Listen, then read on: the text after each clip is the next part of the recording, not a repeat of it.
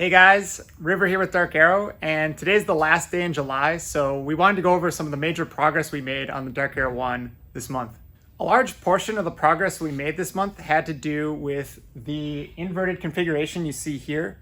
So we started the month off by just flipping the plane over and fitting the wing up to the fuselage. With the plane inverted, we were able to install the nose gear and move it through its retract path in order to perform fit checks. This configuration was also good for performing fit checks of the control system. That includes the push rods and torque tubes, as well as install the control system brackets that go into the aft portion of the aircraft. Further aft in the plane, we were able to install the guide rails that hold our aft electronics plate. These guide rails allow for the plate to be accessed and installed through the main gear doors. Leading up to the installation of the guide rails, we completed the wiring for the aft electronics plate.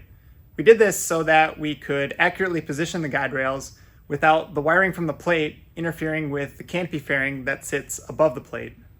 As you may know, with AirVenture being canceled this month, we thought it'd be fun to publish a video every day in the month of July to share more about this project with all of you and to give back to the aviation community. Going into the month of August, we'll be scaling back our posting frequency to line up better with our development schedule. So we won't be posting every day, but you'll still be hearing from us. Some of the projects we have lined up for August include completion of our flap controls.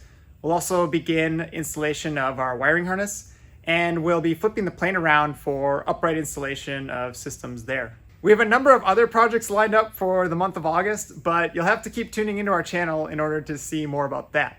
That's it for the video, guys. Hope you liked it. We'll catch you in the next one.